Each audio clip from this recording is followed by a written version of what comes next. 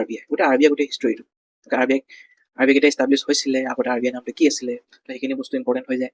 তাৰপিছত CRR SLR repo reverse repo inflation তো ইয়াত যিমানখিনি টপিক আছে ষ্ট্ৰেটেজি তো প্ৰিপেৰেশ্যন ষ্ট্ৰেটেজিত আমি কি বস্তু বেছিকৈ মন দিব লাগিব ফাৰ্ষ্ট অফ অল হৈ গ'ল হেল্ল' এভৰিৱান এই ভিডিঅ'টোৰ কাৰণে বহুতে আশা কৰি আছিল যে এপেক্স বেংকৰ ৰিজাল্ট আউট হ'ল এতিয়া ভাইভাৰ কাৰণে বেষ্ট এপ্ৰোচ টিপছ লগতে আমি কেনেকৈ আগবাঢ়ি যাব পাৰিম 471 জন কেণ্ডিডেটক আমি বিট কৰাব লাগিব চ' আপোনালোকৰ কাৰণে এক্সপেৰিয়েঞ্চ টিচাৰ এজন আছে গতিকে আমাৰ এই ভিডিঅ'টোতে তেওঁ ইন্ট্ৰডাকশ্যনটো দিব আপোনালোকে সকলোৱে শুনিব তেওঁ বিশেষকৈ RRBত চিলেকশ্যনো লৈছে আৰু বিভিন্ন ধৰণৰ তেওঁ বেলেগ কেণ্ডিডেটকো আগবঢ়াই লৈ গৈছে গতিকে সকলোখিনি আমি দেখুৱাম লগতে এই কোৰ্চটো আপোনালোকৰ এক্সপাৰ্ট আৰু বেংকাৰ্ছৰ দ্বাৰা ষ্টাৰ্টিং হ'ব গতিকে আপোনালোকেও এটা ভাল ফাইণ্ডিং কৰিব পাৰিব যে কেনেধৰণে আমি ভাইভাৰ কাৰণে প্ৰস্তুতি চলাম গতিকে আমি সকলোখিনি আপোনালোকক আগবঢ়াই লৈ যাম যিসকলৰ 73 মাৰ্কছ আছে বা কম মাৰ্কছ আছে তেওঁলোকে কেনেকৈ ফাইনেল চিলেকশ্যনত আগবাঢ়িব পাৰিব এই বিষয়লৈ আমি অৱগত হ'ম ভিডিঅ'টো সম্পূৰ্ণৰূপে চাব যদি আপুনি কনফিউজড হৈ আছে যে ভাইভাত আমি কেনেকৈ প্ৰস্তুতি চলাম সকলোখিনি ড্ৰেছ ক'ডৰ পৰা আদি কৰি কেনেকৈ আপুনি নিজৰ ভয়টো আঁতৰাই ৰাখিব পাৰিব সকলোখিনি আমি ইয়াতে আলোচনা কৰিম আৰু সৌফিক ছাৰেও আপোনালোকক সকলোখিনি ডিছকাছ কৰাব গতিকে আপোনালোকে শেষলৈকে চাব আৰু তেওঁ কি পাছ কৰিছে কিমান কেণ্ডিডেটক তেওঁ আগবঢ়াই লৈ গৈছে সেইখিনি মই ইয়াতে সকলোখিনি জনাই দিওঁ আপোনালোকৰ আগত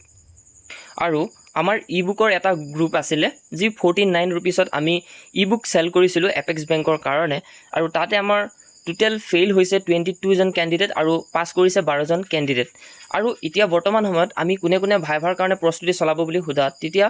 15-16 জন কেণ্ডিডেটলৈ আগবাঢ়ি গৈছিল অৰ্থাৎ আমাৰ যিটো গ্ৰুপ আছিলে তাতে 16 জন কেণ্ডিডেটে ইতিমধ্যে তেওঁলোকে কোৱালিফাই কৰিছে আৰু ইয়াৰ বাবে ভাইভাৰ কাৰণে আমি আগবঢ়াই লৈ যাম লগতে আপুনি ইউটিউবত যদি আমাৰ ফাৰ্ষ্ট ভিডিঅ' চাইছে তেতিয়া আপুনিও ইয়াত অংশগ্ৰহণ কৰিব পাৰিব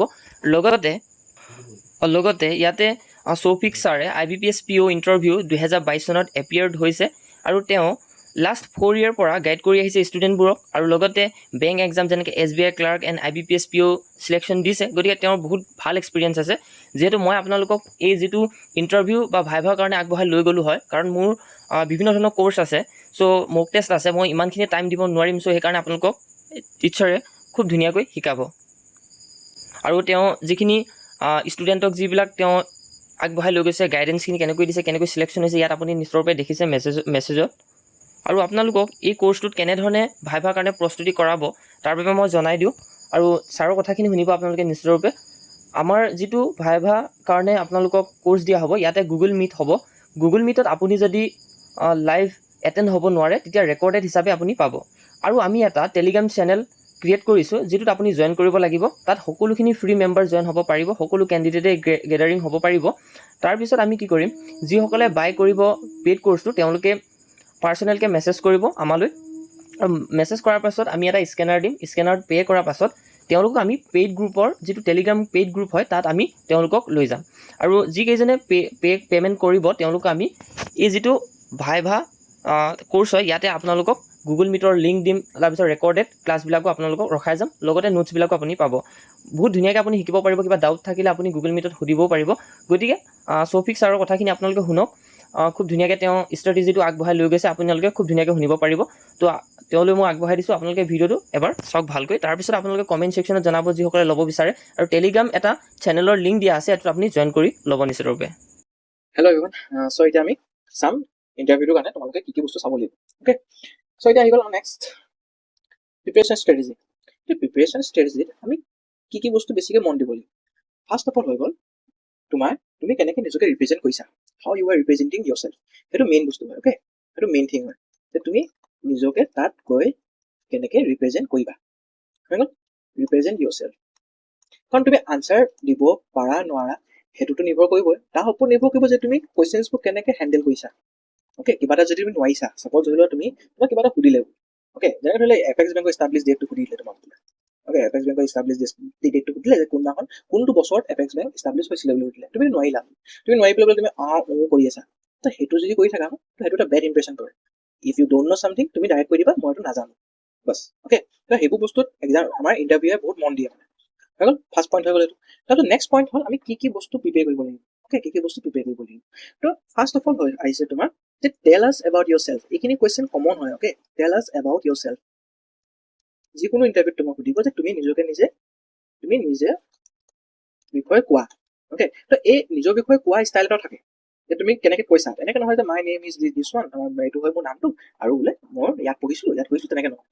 তোমাৰ ইয়াৰো এটা ৱে থাকে কোৱা কথাটো হৈ গ'ল তাৰপৰা নেক্সট আহিলে নেক্সট আমাক সোধে এইটো মই যিটো ইণ্টাৰভিউ দিছোঁ তাতো আমাক সোধে এইটো প্ৰশ্ন একদম অবিয়াছ হয় why do you want to join Apex Bank why do you want to join Apex Bank okay Apex বেংকৰ কিয় সোমাব বিচাৰিছা তুমি তাৰ ওপৰত আৰু এটা ইম্পৰ্টেণ্ট কুৱেশ্যন হ'ল যে হোৱাই বেংকিং তুমি বেংকিং চেক্টৰত কিয় আহিব বিচাৰিছা কাৰণ বেংকিং চেক্টৰতো তোমাৰ বহুত প্ৰেছাৰ হয় অ'কে বেংকিং চেক্টৰত বহুত প্ৰেছাৰ হয় তো তুমি প্ৰেছাৰ হেণ্ডেল কৰিব পাৰিবানে তুমি বেলেগ যদি গভৰ্ণমেণ্ট চাকৰি পোৱা তুমি তালৈ যাবাগে নি তো এইখিনি বস্তু সুধিব অ'কে এইখিনি বস্তু সুধিব চ' এইখিনি বস্তু কেনেকৈ প্ৰিপেয়াৰ কৰিব লাগে সেইটো আমাৰ কৰ্চত আমি ধুনীয়াকৈ বুজাম বস্তুখিনি তাৰপৰা প্লাছ নেক্সট আহিলে তোমাৰ ষ্ট্ৰেংথ এণ্ড উইকনেছেছ এইটোতো ইম্পৰ্টেণ্ট হয় তোমাৰ ষ্ট্ৰেংথটো কিমান মানে তুমি তোমাৰ ষ্ট্ৰেংথ কি হয় তোমাৰ উইকনেছ কি হয় চ' যেতিয়া তোমাৰ ষ্ট্ৰেংথৰ বিষয়ে ক'বা বা তোমাৰ উইকনেছ বিষয়ে ক'বা ন তো কেয়াৰফুলি নিজৰ ৱৰ্ডছবোৰ চুজ কৰিবা সদায় যে তুমি কোনটো বস্তুত তোমাৰ ষ্ট্ৰেংথ বুলি ক'বা কোনটো বস্তু তোমাৰ উইকনেছ বুলি ক'বা উইকনেছটো যিমান পাৰা ন একদম মিনিমাম কিবা এটা ক'বা অ'কে সেইটো হৈ গ'ল চ' নেক্সট আহি গ'ল আমাৰ যে আমাক সুধিব কি অ'কে এই সুধিব কি বুলি ক'বলৈ গ'লে ইয়াত গোটেই লিষ্টখন আছে তোমালোকে চাব পাৰা অ'কে ইয়াত তোমাক কৈছে যে ফাৰ্ষ্ট আহি গ'ল RBI এবাউট RBI গোটেই হিষ্টৰীটো RBI কেতিয়া এষ্টাব্লিছ হৈছিলে আগতে RBI নামটো কি আছিলে সেইখিনি বস্তু ইম্পৰ্টেণ্ট হৈ যায় তাৰপিছত CRR SLR repo reverse repo inflation তো ইয়াত যিমানখিনি টপিক আছে ন এভৰি টপিক ইজ ইম্পৰ্টেণ্ট আৰু যদি আমাৰ আছামৰ বেংক হয় এইটো চ' আছাম ৰিলেটেড যিখিনি এটা কাৰেণ্ট নিউজ আছে ন চাবলৈ গ'লে ফ্লাড হৈ আছে এতিয়া অ'কে ফ্লাড হোৱা ডিষ্ট্ৰিক্টকেইটা মেইনলি এফেক্ট হোৱা ডিষ্ট্ৰিক্টকেইটা কোনকেইটা হয় শিৱসাগৰ হয় চৰাইদেউ হয় তো সেই ডিষ্ট্ৰিক্টখিনিৰ বিষয়ে সুধিব পাৰে মোক